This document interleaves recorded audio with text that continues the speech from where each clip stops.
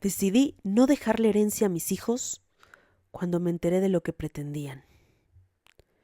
Nunca imaginé que la traición más grande de mi vida no vendría de un socio, de un proveedor o de un extraño, sino de mis propios hijos.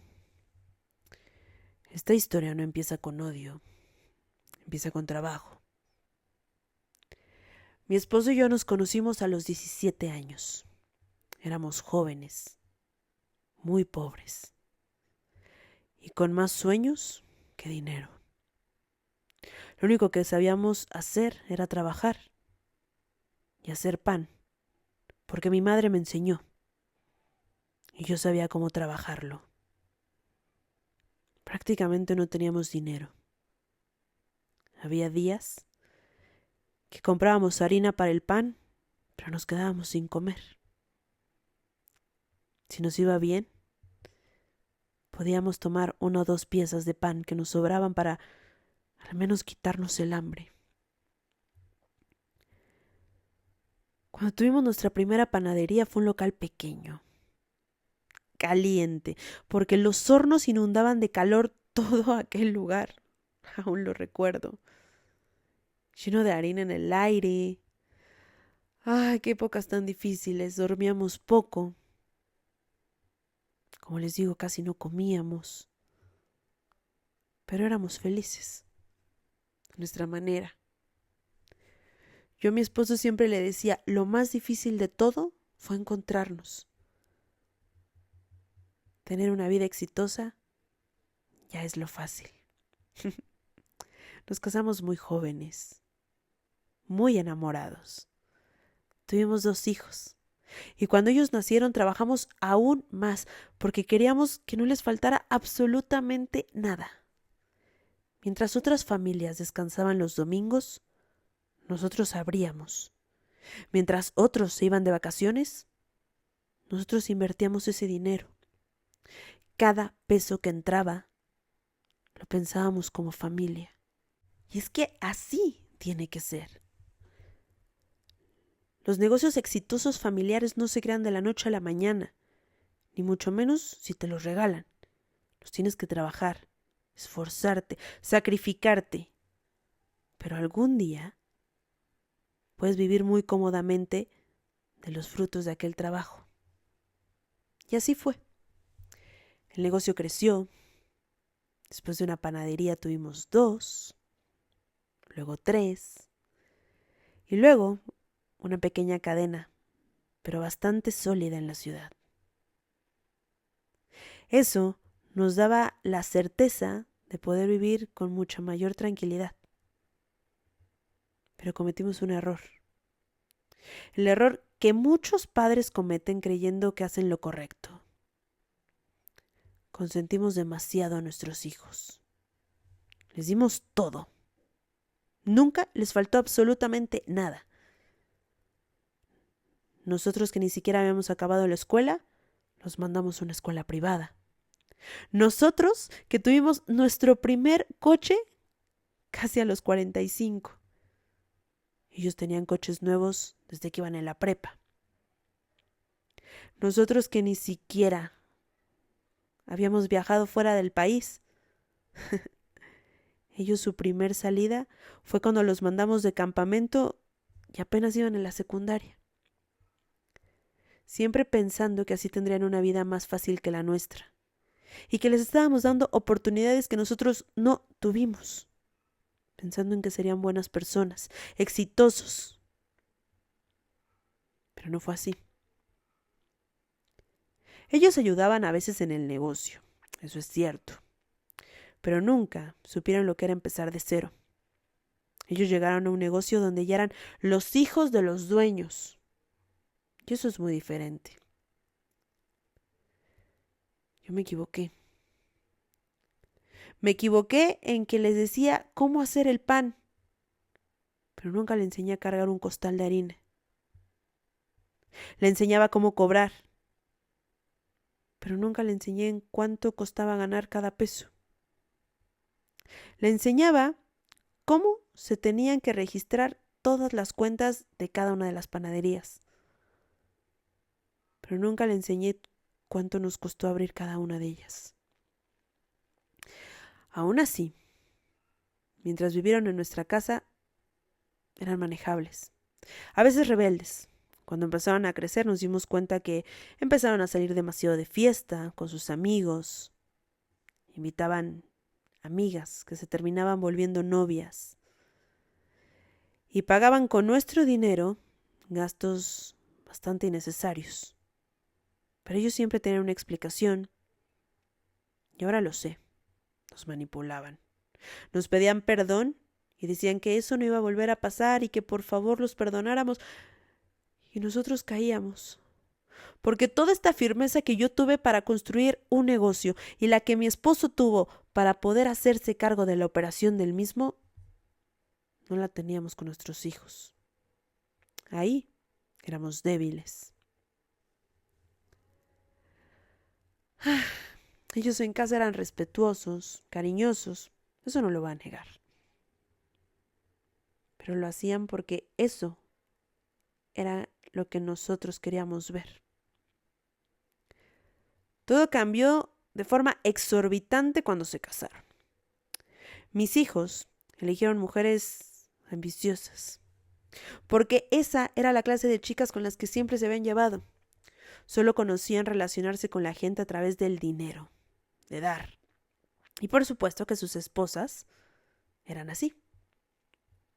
Ellas no trabajaban, ellas solo esperaban recibir.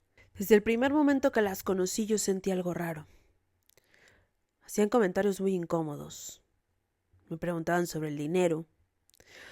Opinaban sobre modernizar el negocio sin saber absolutamente nada. Mi esposo me decía al principio que exageraba, que eran jóvenes, que era normal, que traían ideas frescas y que los tiempos habían cambiado. Hasta que mi esposo murió. Ese día no solo enterré al amor de mi vida, también enterré la única persona que equilibraba esta familia. Por supuesto que yo quedé al frente del negocio, dolida, cansada, pero firme, porque eso era lo único que me quedaba de él. Ese era nuestro esfuerzo de todos esos años y lo habíamos construido juntos. Yo no lo iba a dejar perder. Y fue entonces cuando recibí la llamada. Una mujer que trabajaba con nosotros desde hacía años me llamó nerviosa. Me dijo que necesitaba verme, que era urgente. Cuando nos sentamos, me mostró varios documentos, correos, mensajes. Mis hijos estaban relacionados con todo eso. Básicamente estaban negociando la venta de algunas panaderías, a mis espaldas, sin mi consentimiento. Y más allá de eso, sin ningún derecho, porque eran eso, mías. El argumento, según ellos, decían que, como su padre había muerto, ellos tenían derecho a repartirse los locales, como si yo no existiera, como si nada de lo que yo hubiera hecho en todos esos años fuera para mí. Por supuesto que les hablé de forma inmediata. Les dije que los necesitaba ver en casa. Cuando llegaron, les reclamé al respecto. ¿Y saben qué me dijeron? Que yo ya estaba grande, que el negocio necesitaba sangre nueva y que ellos tenían mejores ideas. Sentí algo que no había sentido ni siquiera cuando había enterrado a mi esposo. Dolor, traición, vergüenza. Vergüenza de haber criado a dos hombres capaces de eso. Los confronté. Por supuesto que no negaron nada y no había manera de que lo negaran porque yo había visto esos correos. Me dijeron que no era personal, que no me lo tomara tan a pecho, que eso era lo justo y lo que su padre hubiera querido. que ellos solo estaban adelantándose al futuro, porque al final, el día que yo no estuviera, ese negocio iba a pasar a ellos, que mejor de una vez. Uno de ellos tuvo el descaro de decirme: mamá, tú ya viviste. Ahora nos toca a nosotros, por favor, hasta un lado y déjanos. Ese día algo se rompió dentro de mí. En ese momento no tuve la capacidad de gritar. No lloré. No discutí. Pero ante todo, en mi cabeza me repetía: mantén la dignidad, mujer. Porque eso es lo que uno tiene que hacer cuando las cosas se ponen difíciles. Les dije que en ese momento no iba a hablar más del tema, que lo hablaríamos después, que les pedía que se retiraran de mi casa en ese momento, que necesitaba descansar. Por supuesto que yo no me iba a quedar con las manos cruzadas, pero pelear en ese momento no era inteligente, y yo, en todos estos años de hacer ese negocio, entendía que las cosas se construyen con inteligencia, no con rudeza. Lo que ellos no sabían es que yo había tomado una decisión desde el momento en que había leído sus correos, probablemente desde antes. Yo era la única dueña legal de aquel negocio. Todo estaba a mi nombre, porque así lo habíamos hecho mi esposo y yo desde el inicio. Mi esposo siempre tuvo total confianza en mí y me decía: tú sabes llevar los números, tú te tienes que hacer cargo del negocio, que todo queda a tu nombre, yo confío en ti. Y también, bajo ese acuerdo, todas las casas, los autos, el dinero, todo estaba a mi nombre. Por días fui paciente. Los dejé seguir creyendo que ellos iban a ganar. Mientras tanto, yo sabía lo que tenía que hacer. Moví cada pieza. Hablé con los abogados, cambié testamentos, revisé las donaciones. Retiré toda clase de apoyos económicos. Cancelé cuentas, tarjetas, contratos. Y un día los cité de nuevo en casa. Llegaron confiados, con sus esposas, creyendo que yo ya no tenía ningún argumento y que en ese momento les iba a entregar todo. Como me vieron tan callada todos esos días, pensaron que estaba sola, triste, deprimida, y que ellos iban a poder tomar posesión de absolutamente todo. Mi abogado estaba presente en aquella reunión. Y también mi contador, porque eran base. Enfrente de ellos les leí mi decisión con calma. Les dije que no habría herencia, que el negocio sería donado a una fundación de trabajadores, que las panaderías seguirían funcionando, pero sin ellos, y que además todo lo que les había dado en vida lo consideraba suficiente. En ese momento el silencio fue brutal. Inmediatamente me gritaron, no solo ellos, sus esposas, me insultaron, me dijeron mala madre. Pero lo peor vino después. Como ya no tenían mi respaldo económico, las esposas se fueron. Los amigos desaparecieron.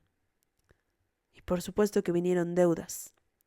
Deudas que mis hijos habían adquirido a nuestro nombre, y de las cuales me tuve que hacer cargo. Las casas donde vivían también estaban a mi nombre. Pedí que las desalojaran.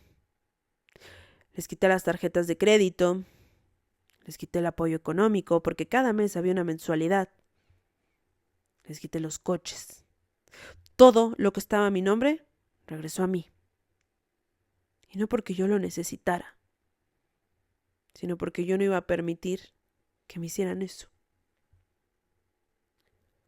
Hoy mis hijos, lamentablemente, sé que viven peor de lo que yo vivía a los 17 años, pero con una diferencia enorme.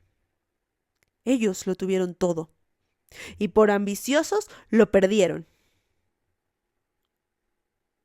Yo el día de hoy Estoy en paz. Extraño a mi esposo cada día. Pero también por él tomé esta decisión. Esta es mi forma de honrarlo y de honrar el trabajo que hicimos juntos. Yo sigo entrando a las panaderías, superviso a la gente trabajar,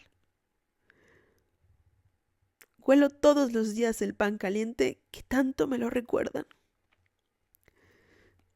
Y aunque me duele haber perdido a mis hijos, mi conciencia duerme tranquila. El negocio que construimos con amor no terminó en manos de quienes quisieron enterrarme viva antes de tiempo. Y el corazón sinceramente lo tengo lleno de saber que el día que yo no esté en este mundo, todo lo que mi esposo y yo construimos va a ayudar a tantos.